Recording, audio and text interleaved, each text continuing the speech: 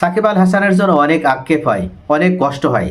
সাকিব আল হাসান এমন একজন ব্যক্তি যিনি ফর্মের তুঙ্গে থাকা অবস্থায় এমন এক ভুল ডিসিশন নিয়েছিল, যার কারণে তার ক্রিকেট ক্যারিয়ারটাই ধ্বংস হয়ে যায়।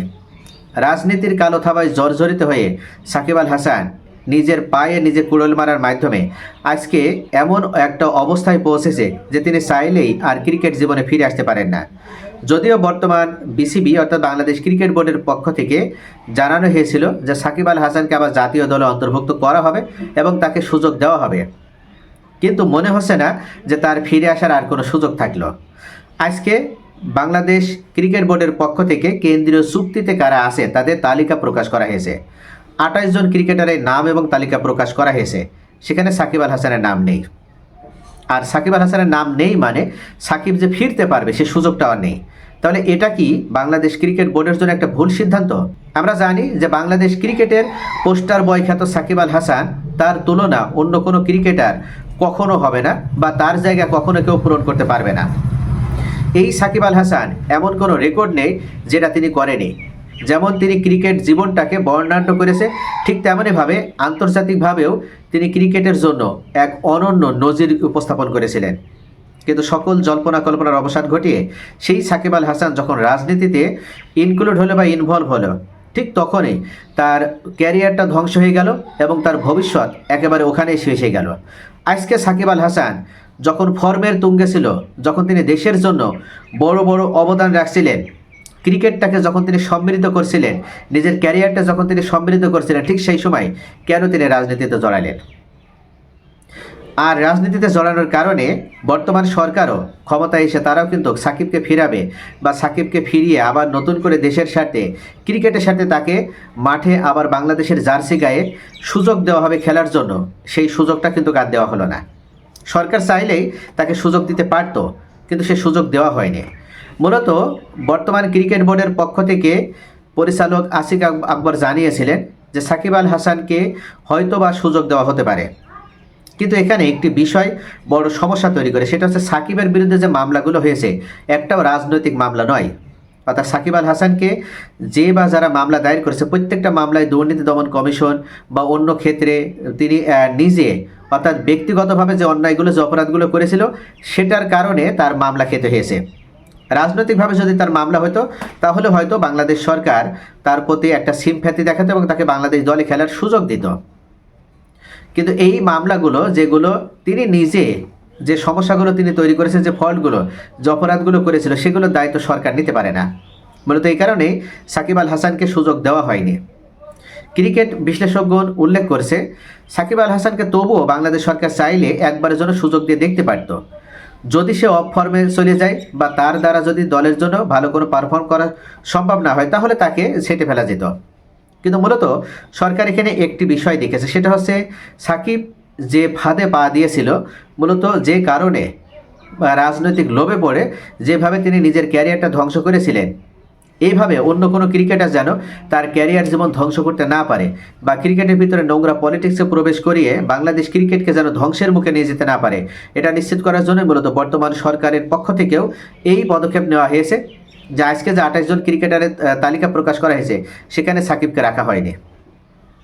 আমরা যদি সংক্ষেপে দেখি যে 28 জন ক্রিকেটার না তালিকা আজকে প্রকাশ করা হয়েছে তার ভিতরে এ প্লাস ক্যাটাগরিতে কেউ নেই। এ গ্রেডে রয়েছে 8 জন ক্রিকেটার, অর্থাৎ বেতন তাদের 8 লাখ টাকা করে হবে। যে 8 জন ক্রিকেটার এ ক্যাটাগরিতে রয়েছে তাদের ভিতরে নাজমুল হোসেন শান্ত, লিটন কুমার দাস, মেহেদী হাসান মিরাজ এবং তাসকিন আহমেদ। বি গ্রেড এদের বেতন 6 লক্ষ টাকা করে মাসিক।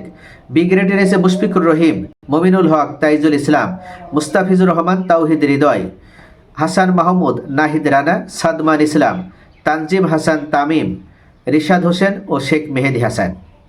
সি গ্রেডে রয়েছে যাদের মাসিক বেতন 4 লাখ টাকা, সৌম্য সরকার, জাকির আলী ওয়ানিক, শরীফুল ইসলাম, নাসুম আহমেদ, খালেদ আহমেদ ও তানজিম হাসান সাকিব। আর ডি গ্রেডে রয়েছেন যাদের বেতন মাসিক 2 লক্ষ টাকা, পারভেজ হোসেন ইমন, সাইফ হাসান, নাইম হাসান, তানভীর ইসলাম, হাসান মুরাদ, নুরুল হাসান সোহান ও শামীম হোসেন পাটোয়ারি। তো এই যে 28 জন ক্রিকেটারের তালিকা আজকে বাংলাদেশ ক্রিকেট বোর্ডের পক্ষ থেকে প্রকাশ করা হয়েছে, এদের ভিতরে সাকিব আল হাসানের নাম নেই।